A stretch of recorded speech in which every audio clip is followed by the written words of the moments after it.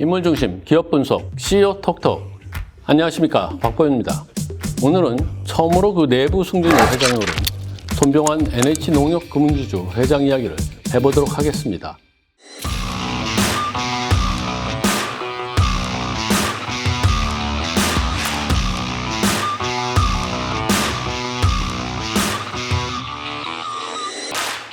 네, 농협금융지주는 공공기관은 아니지만 농업 관련해서 정책자금의 창구 역할을 좀 맡고 있습니다.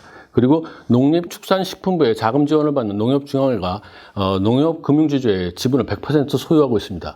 그래서 정부의 입김이 좀 세다는 그런 의미에서 그동안 이제 고위 관료 출신들이 농협금융지주의 회장을 주로 맡아왔습니다. 그래서 오늘은 그 농협금융지주와 그리고 농협중앙회장 사이의 관계, 특히 내부 출신인 손병환 회장과 이성인 농협중앙회장 사이의 관계, 이 부분을 좀 집중적으로 살펴볼 생각인데요.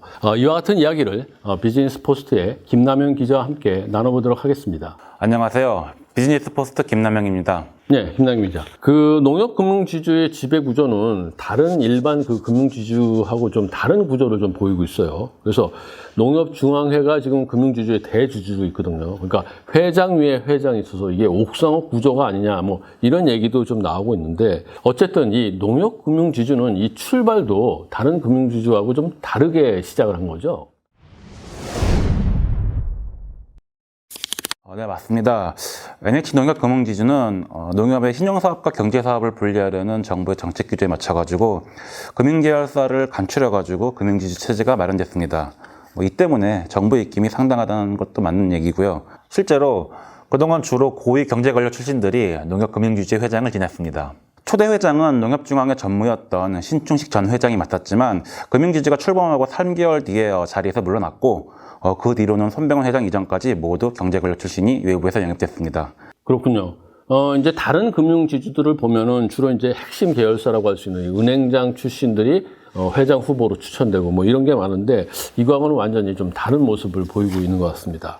근데 중요한 게 이 농협금융지주가 지배구조의 최상대에 있지 않다는 겁니다. 이 금융지주 위에 바로 농협중앙회가 또 있으니까요. 자, 그러면 농협금융지주 회장과 농협중앙회 회장은 그동안 사이가 좀 어땠나요? 농협금융지주는 표면적으로 독립적 금융지주사 형태를 갖췄습니다. 하지만 농협중앙회가 농협금융지주의 지분 100%를 들고 있기 때문에 이러한 점에서 농협중앙회가 농협금융지주의 실질적 영향력을 행사할 수 있습니다. 금산분리 원칙이 맞지 않지만 정부가 농협법을 통해서 특별하게 예외를 허용하고 있습니다. 더욱이 농협법에 따르면은 농협중앙회장은 자회사인 지주사를 감독할 권리가 있습니다.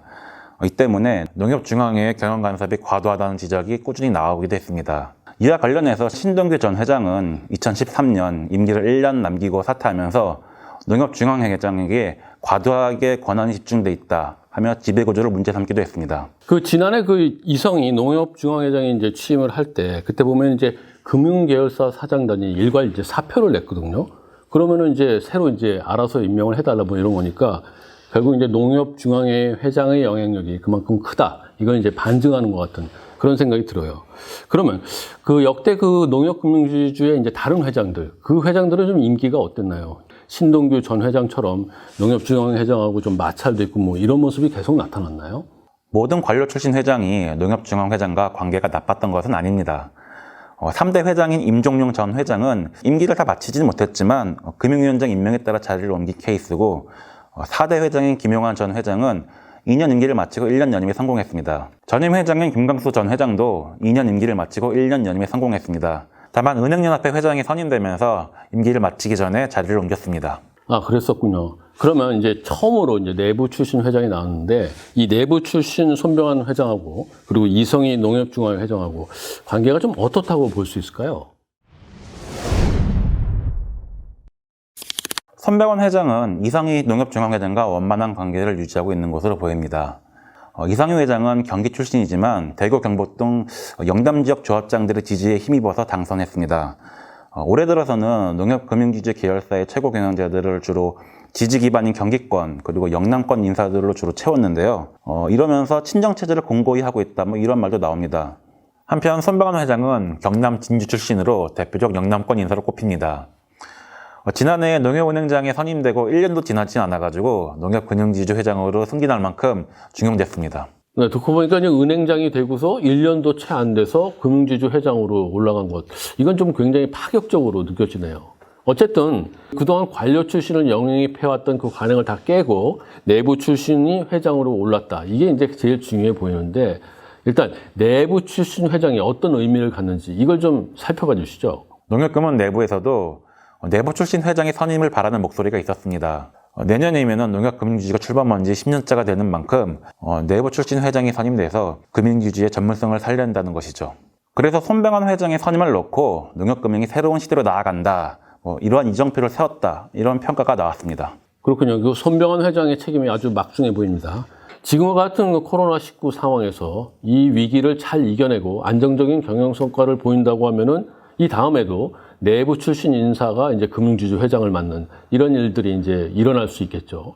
그러나 반대로 실패를 하게 되면은 다시 옛날 관행으로 돌아가서 외부에서 이제 영입하는 이런 일도 이제 벌어질 수 있으니까 정말 내부 승진이냐 아니면 외부 영입이냐 이 분수령이 될 수 있다. 뭐 이런 생각이 드네요. 하지만 이제 내부 출신 회장이 뭐 장점도 있겠지만 약점도 있을 수 있거든요. 이제 제 생각에는 그동안 이제 농협금융지주에 이제 고위 관료 출신들이 와 있기 때문에 금융당국하고 이렇게 소통하거나 이런데 굉장히 좀 유리하지 않았나 이런 생각이 드는데 내부 출신이 오면은 이 점은 좀 약하지 않을까 뭐 이런 우려의 목소리도 좀 나오고 있는 것 같아요.